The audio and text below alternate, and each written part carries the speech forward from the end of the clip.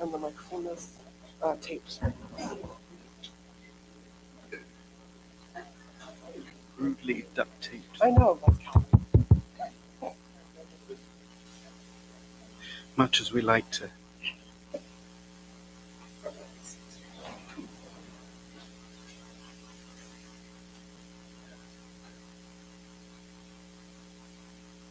Gosh, it's gone quiet. Good evening, everybody, and welcome to the center of the universe. Is everyone here? Anyone here for the first time? Wow. Thank you. Great to have you here.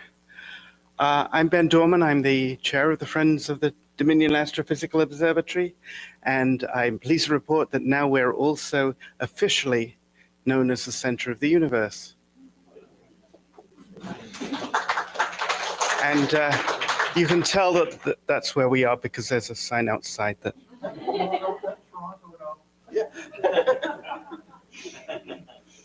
Where?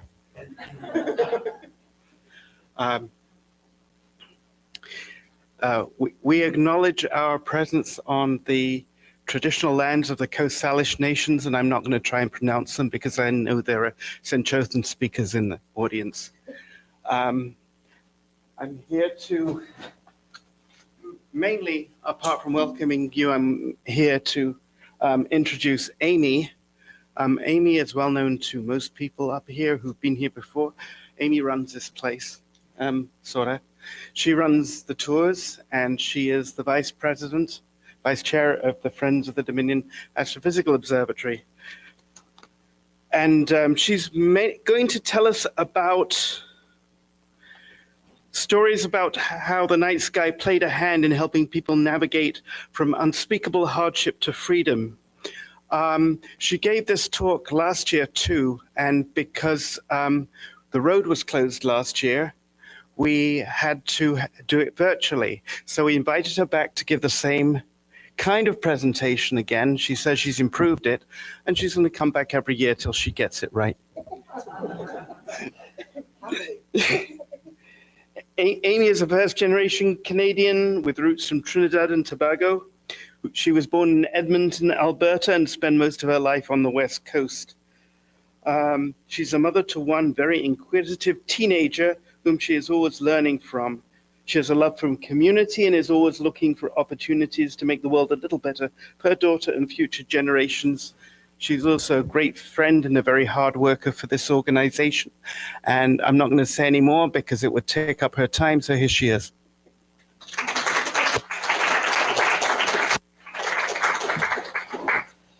Hello, thank you, Ben.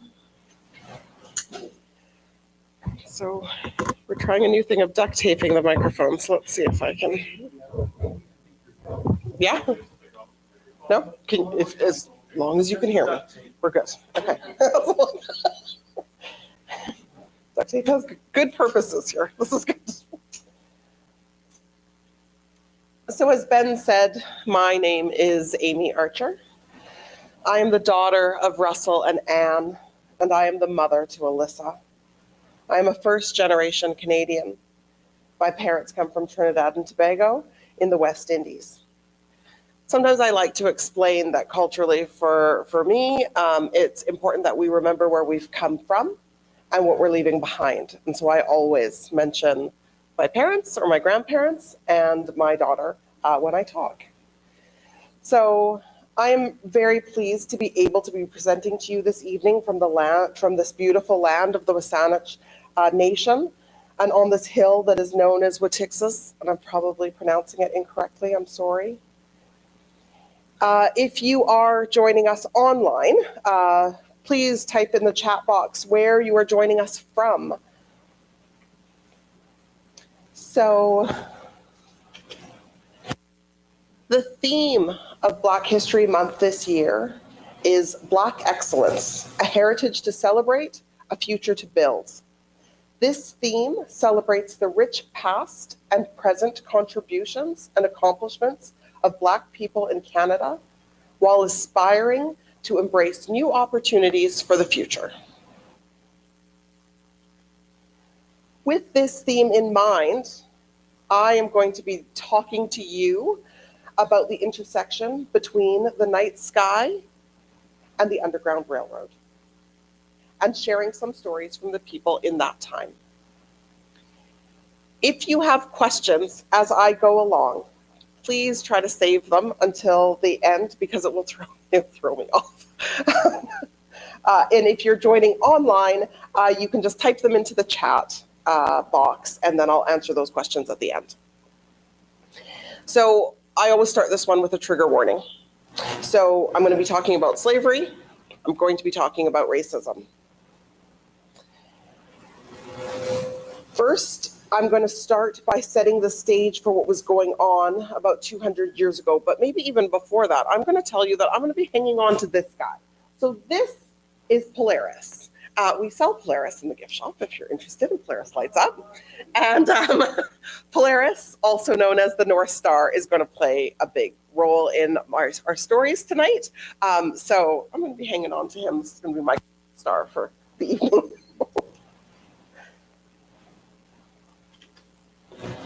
All right. So to set the stage, so we're going back 200 years right now. So in 1793, Upper Canada had passed the Act to limit slavery. Slavery was still legal and socially acceptable in Upper Canada. So understand that this act did nothing to free any of the enslaved people that were already in Upper Canada.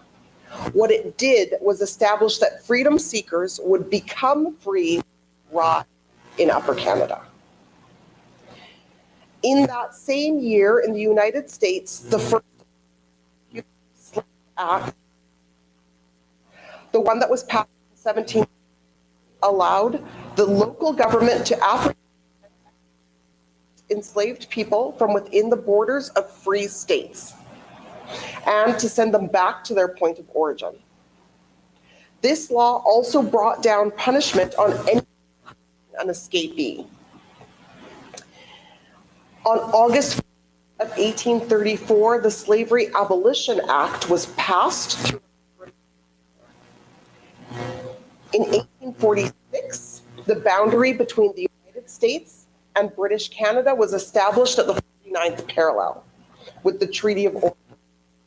This treaty also established that Vancouver Island, even though below the 49th, would remain part of British Canada.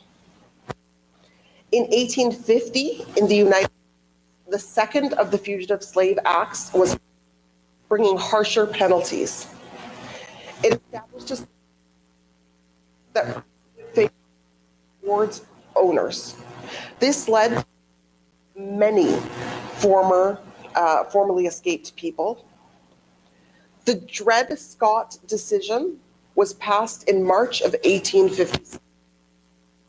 This decision becomes very important for Vancouver Island, I feel.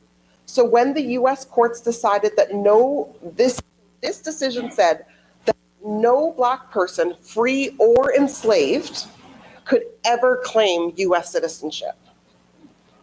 If you are not a citizen in the United States, then that meant that you could own property and run a business as long as you paid the taxes, but you could not vote. Testify against rights or assaulted by a white person, you had no recourse through the court system. Public institutions or services for Black people were segregated or completely non-existent. In 1858, the arrival of 600 to 800 Black pioneers from San Francisco helped cement Victoria as a British territory. Bringing people like Mifflin Gibbs, Sylvia Stark, Charles and Nancy Alexander. Transatlantic slave trade came to an end with the arrival of the Clotilda in 1860. So I also feel like it's worth noting that the first governor of British Columbia at this time was born in Guyana to a free Black woman and a Scottish man. He lived here with his wife, who was Métis, she was from Winnipeg. It's worth noting here, there's no reason to believe that he made the choice to help bring the Black pioneers up from the States because of race. If anything, his race was downplayed, and he received some harder scrutiny because of his heritage. He also made some appalling choices when it came to the Indigenous citizens of this land. In 1865, the 13th Amendment was passed by the United States Congress, abolishing slavery in the United States.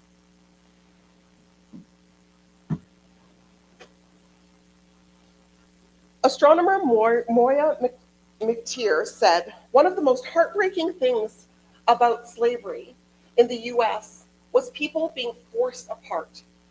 I imagine there might have been some small comfort in knowing that wherever they were at least seeing the same stars."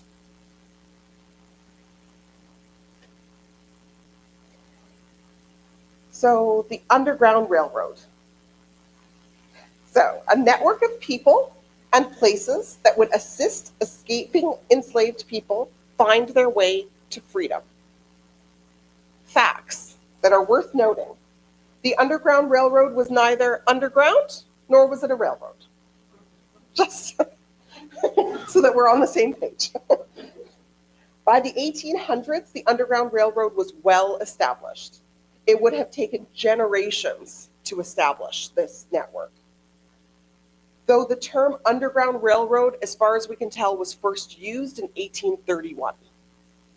It is thought that around 100,000 people traveled on the Underground Railroad, 30,000 of which made it all the way to Canada.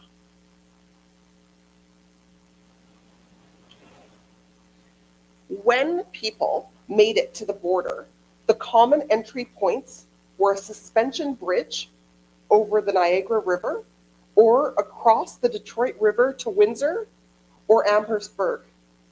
People would cross by boat. Some tried to swim across the fast-moving water, or in the winter, some would try to just cross on foot when the river was frozen. Some people got to that point and then they didn't make it across the river. It's not a forgiving river.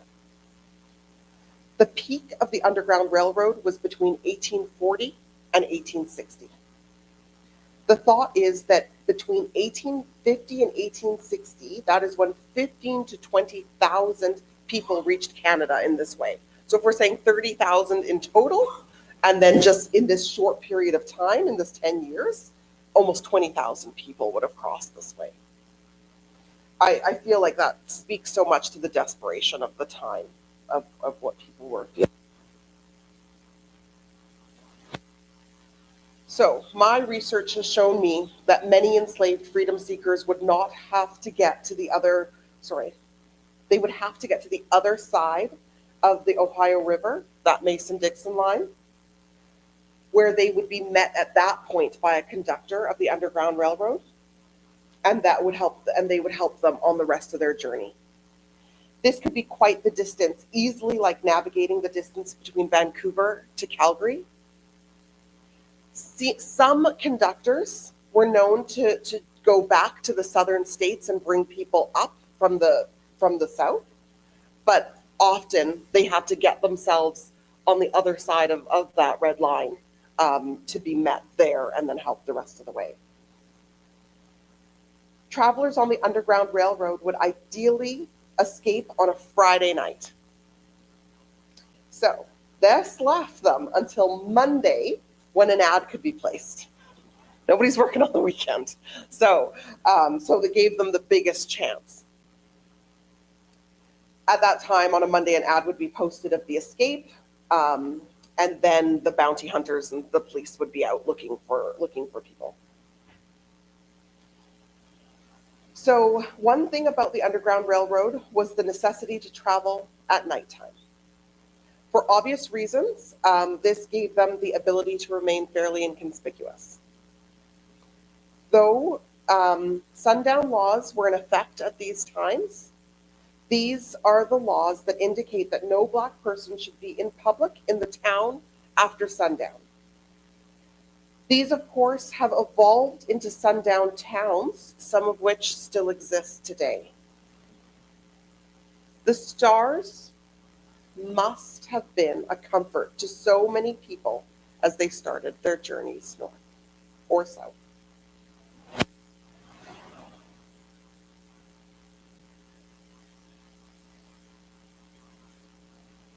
Celestial navigation. So when you research celestial navigation, there are often some tools, as you can see, that are involved to help people find and follow stars, as well as confirm that they are heading in the right direction. So we're going to imagine having none of these things and being in immediate peril if you're caught. If you're traveling north, you would have Polaris, my little friend here, to help guide you. Though if you're traveling south, there may have been the Southern Cross, not as easy as a wayfinder as Polaris, but there's other constellations that would guide you south.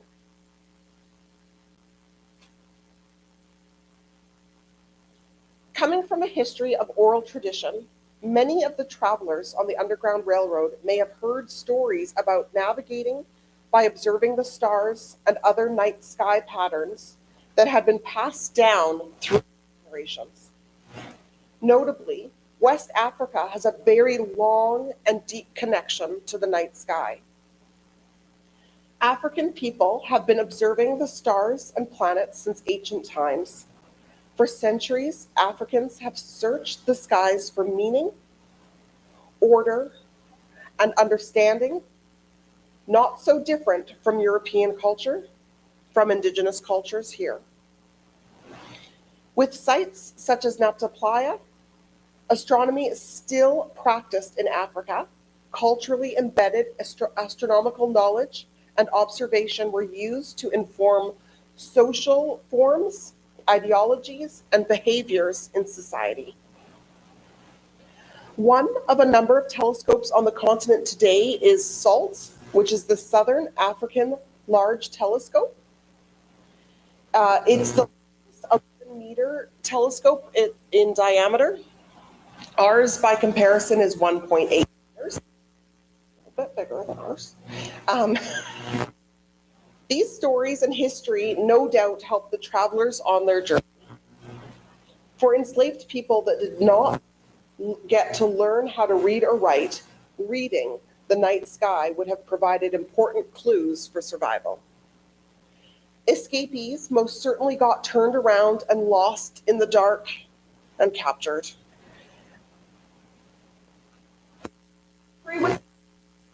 The North Star played a key role in helping enslaved people find their way north. Could find it by locating Ursa Major, also known as a well-recognized asterism, quite visible in the night sky in late winter, and as the name implies, its shape resembles a ladle. The Big Dipper is made up of 7 stars in the shape of a ladle, curved.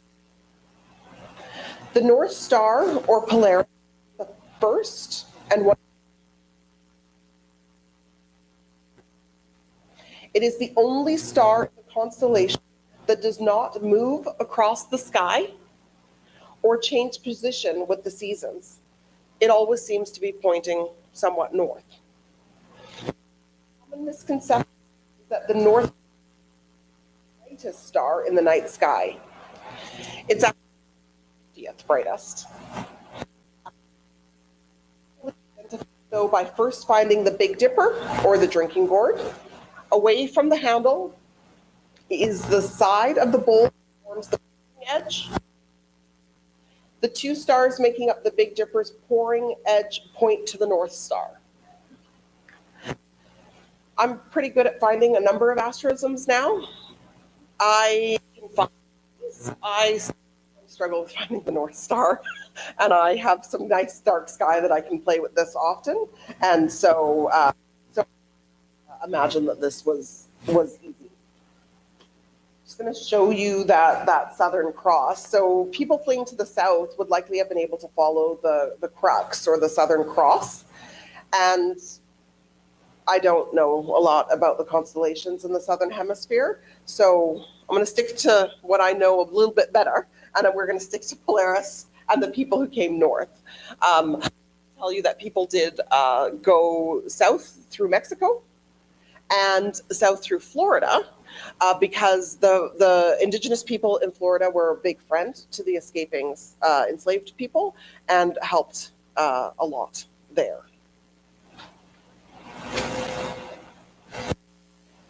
So escaping people would follow Polaris to guide them north towards the free states of Illinois, Indiana, Ohio, or to Canada. On clear nights, the North Star could easily be seen, though on cloudy nights or when running through forests, swamps, or bayous, fleeing people would need to rely on tree moss to guide them. Moss grows on the cooler north side of the tree trunks, as well as following the North Star. Escaping people relied on the network of the Underground Railroad to help them arrive safely.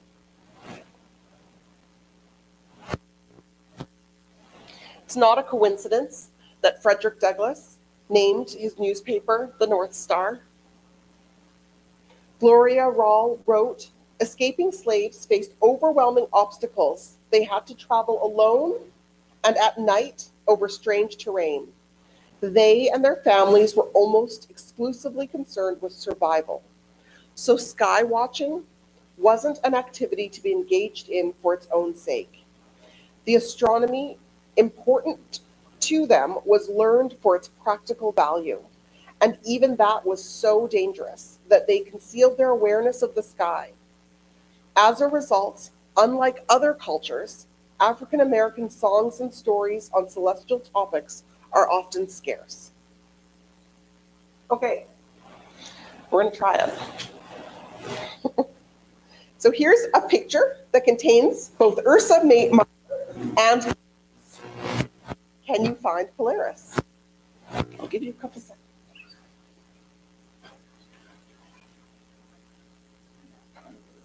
You think you got it? You want to make it darker, Calvin? Yeah. I don't know if the darkness is going to help too much, but there you go. You think you got it? Okay. I'm going to reveal. There it is. So, were you able to spot it? Let's go back to this again. So, it's not easy to spot, but there it is. So that's Ursa Minor. Yeah.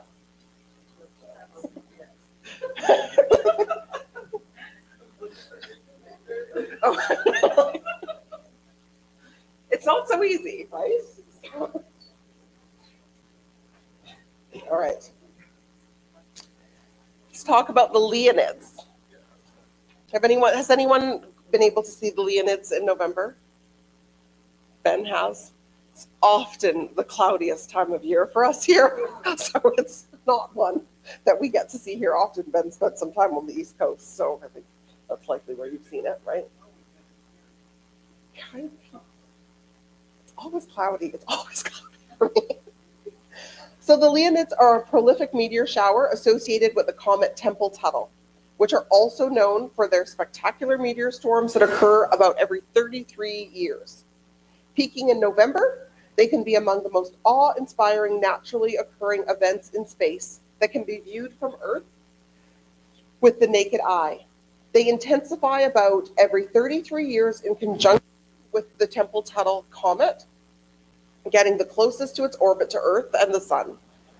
The resulting dust particles create this barrage of meteors. They're called the Leonids, of course, because they appear from the constellation Leo.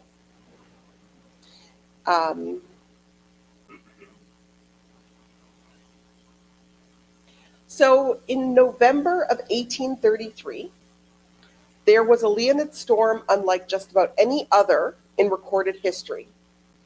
Over the span of approximately 9 hours between November 12th and 13th, it was estimated that as many as 240,000 meteors fell.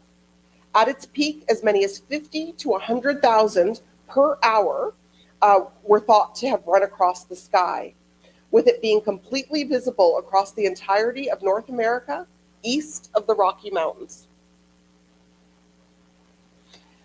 I feel like as a comparison to that, I don't know, the one that we tend to see here often is the August meteor shower. And I don't know if people have gone out to look for those ones.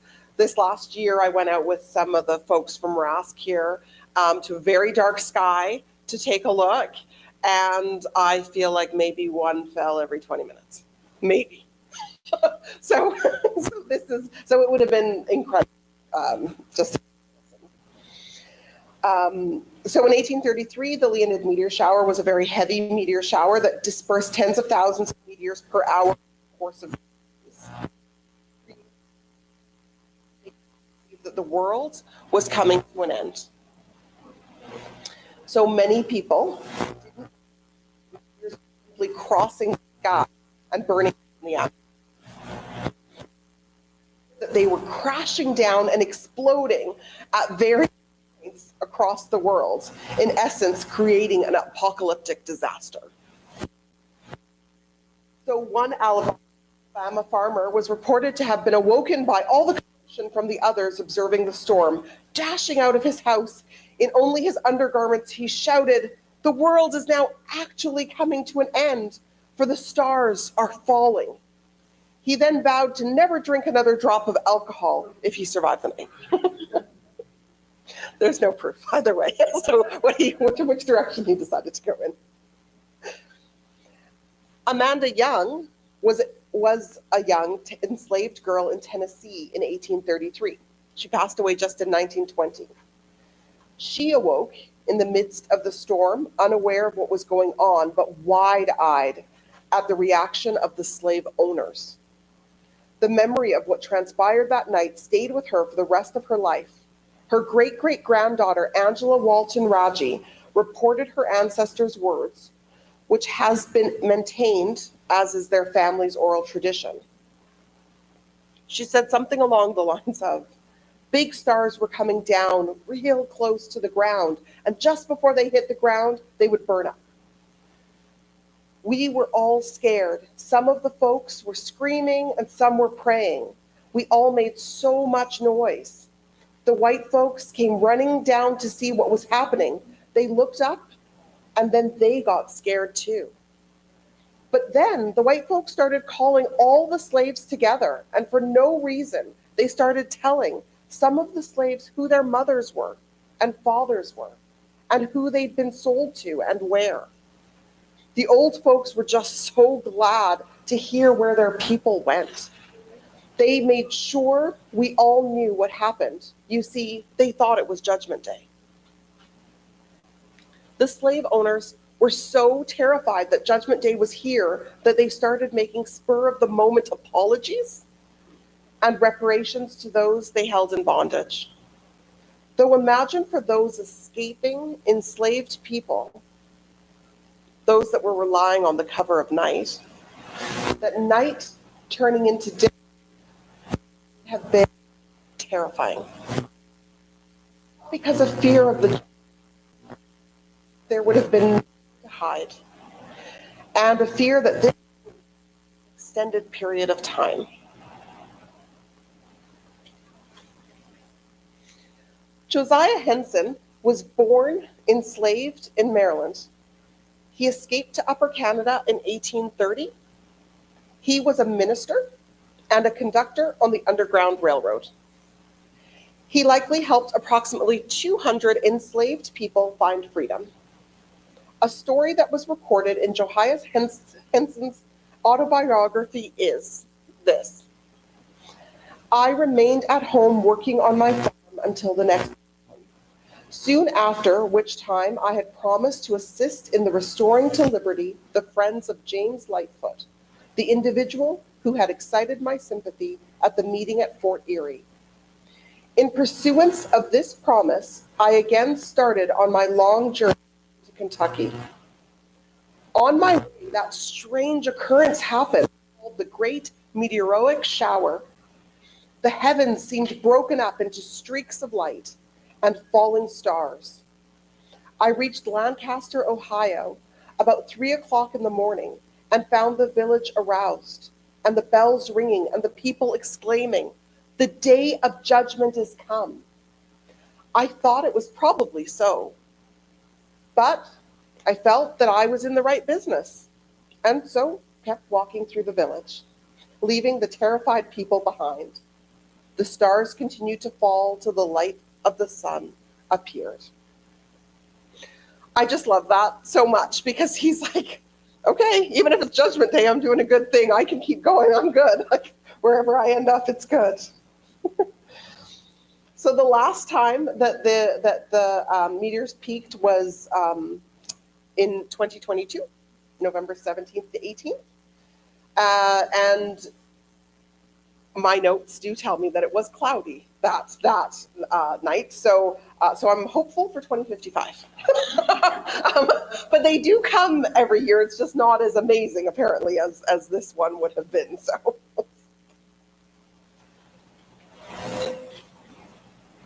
So I want to thank you for listening to me. I have to say, I feel like I've barely brushed the surface of this topic, which I really enjoy this topic. So the plan is, as Ben said, that I'm going to be doing some more research. So this won't be the last time I do this. I have some plans, hopefully, to head up east and do research on the topic so that next year I can offer a little bit more, maybe some of my own photos as well. A couple things I want to note. The star array that you looked at tonight was taken by David Lee, who's one of our RASC members that hangs out on the hill, one of the pretty great astrophotographer, in my opinion. The other thing I wanted to touch on a little bit is the future, which is, it's interesting because it's important, I think, that people see, if people see adults or other people that look like them, they feel that they can achieve these things. And in Canada, in astronomy, in science, sometimes in general, there aren't as many people, Black people, who are in the forefront. So the hope is that that will change as the years come.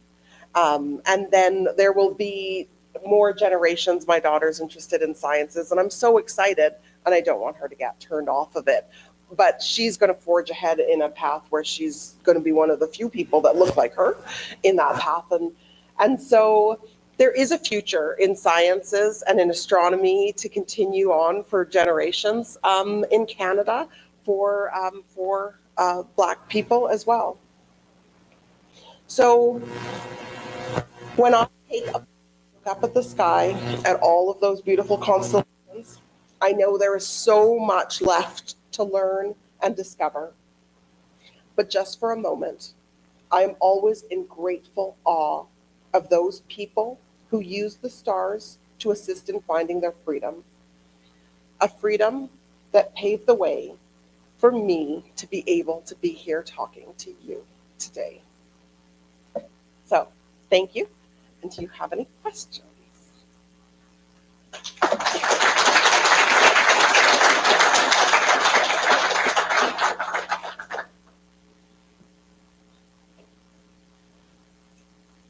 Calvin's going to give us some light. There we go. So if you have any questions, just put your hand up. Yes.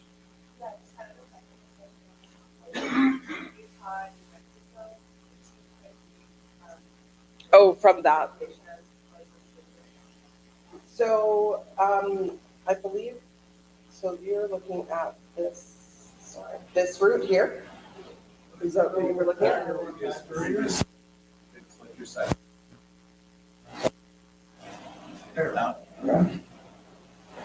So orange was, slavery was determined, I believe it was by the government at the time. Like I think it did, yeah. Yeah. Yes.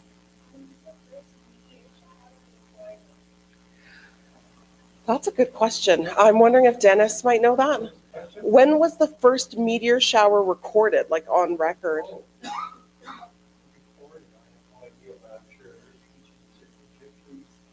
Yeah. No.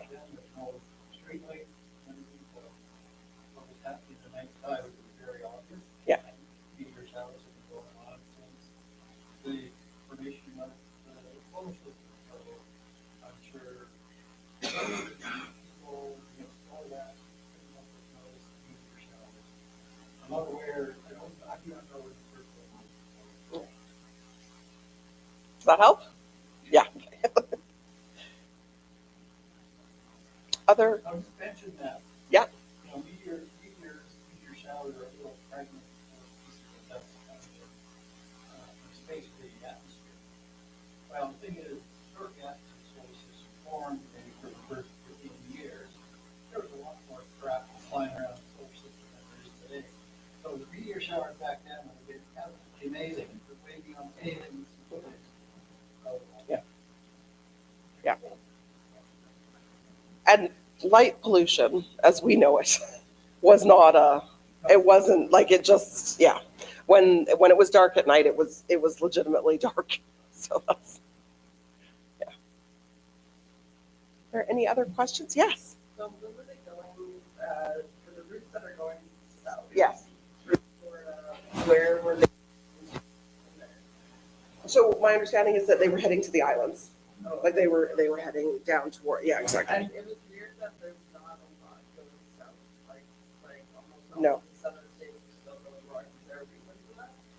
Not, I am unaware, so I don't really know what the situation, I guess, was like in Mexico, or maybe there just wasn't a lot of knowledge as to what things would be like going south, and so then north was yeah.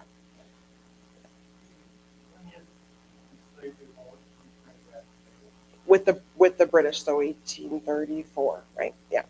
That's right. The British West Indies was actually earlier than that. Yes.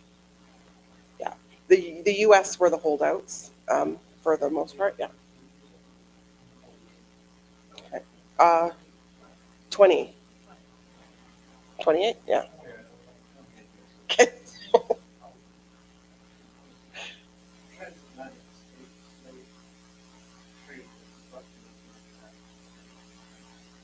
No, well, the U.S. continued on the Clotilda. Yeah. Yeah. And then slavery was abolished. Exactly. Yeah. Yeah, no, 1848. Yeah. Other questions? What songs do you suggest that we look at? So there are definitely some good books out there. There is so as it said, a lot of the songs, these things were kind of suppressed over the generations so that it was survival, right? So you just kind of didn't talk about these things. It is very contentious as to whether the drinking board, the song, the drinking board that some of you may be familiar with, is actually from that time, or if it was something that's much more modern. It really isn't mentioned until the 1900s more. So it's unknown if that's authentic or not. But the song is still good, and it gives you an idea of what that would have been like to be given directions orally, and then that's what you're looking for as you're crossing through the terrain. Yeah.